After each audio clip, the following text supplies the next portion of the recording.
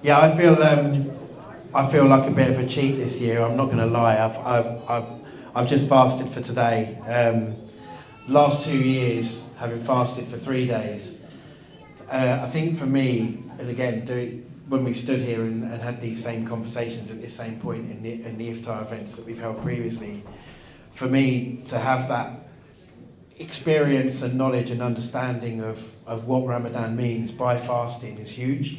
Because I've said this to Imran many times, if I'd learned the things that I've learned about the Islam faith in the last 2 years while I've been doing this job when I was at school, I think I would have been hugely different. And for me, as a white English male, to actually understand and to participate and take part and to fast, it's given me a massive sense of understanding of what it all means and the reasons why everybody does this every year. And I'm also incredibly grateful for the timings and the clocks changing and making it a little bit easier this year for my one day. But we're going to when we hand over to Ben and Saqib as well, hopefully you'll hear some more from them. But for us as a club to have this opportunity to be part of your community and to experience what you experience every year during Ramadan, it's massive and it's huge for us, and it helps our understanding, it helps our learning, and it helps us to create the inclusive environment that we believe in at this football club. So it's been a good experience again today.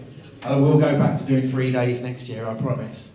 And the other thing as well, that those of you in the room that aren't football fans might not know, but with the way the football season works, Ramadan is going to fall in the football season for about the next 15 to 20 years.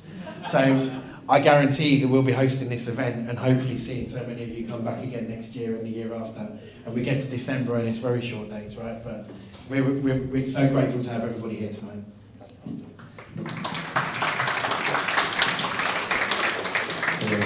Saqib, please say a few words.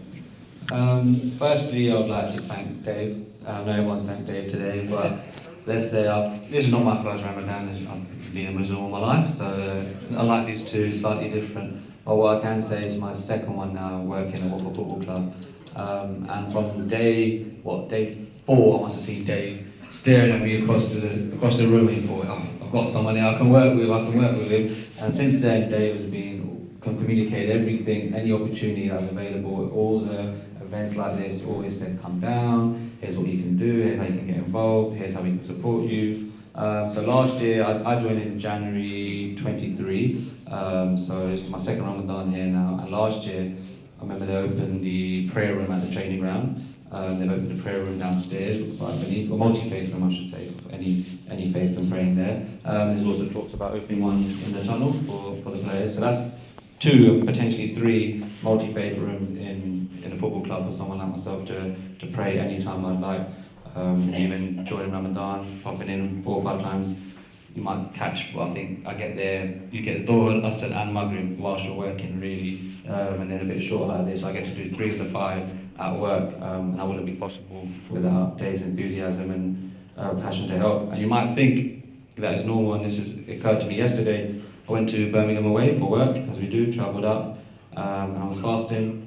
And Birmingham, a huge city, a huge football club as well, and a huge city with lots of high Muslim population, I assume. I haven't seen the numbers, but you assume. Nowhere to pray, nowhere to break fast, nowhere to kind of get out quickly and pray in even like a side room, there was nothing. And Watford Football Club, in comparison to Birmingham, is probably smaller in terms of history, smaller in terms of attendance, smaller Muslim population. How dare you?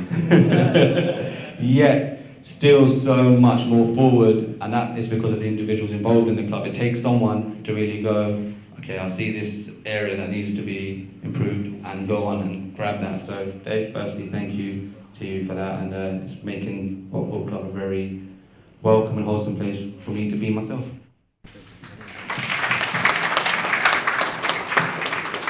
Then please don't collapse on the 3rd day at the 11th hour. You've got 12 minutes before you can break your fast, so please say a few words. Counting down. So got the first time attempting something like this, and I could hear myself. No one else heard me. It was a challenge. Certainly, I think the main reason why I chose to do this is because I'm part of the EDI working group at Watford Football Club.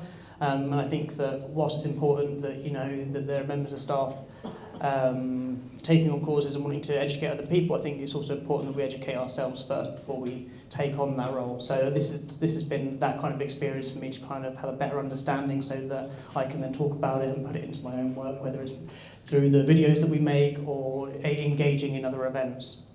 But yeah, I think the first day was definitely the toughest day, and then, you know, as I kind of worked out patterns and worked out strategies to help cope with it. That said, the third day's come and the strategies aren't working as well as they did yesterday, so I'm very looking forward to breaking fast. Wonderful.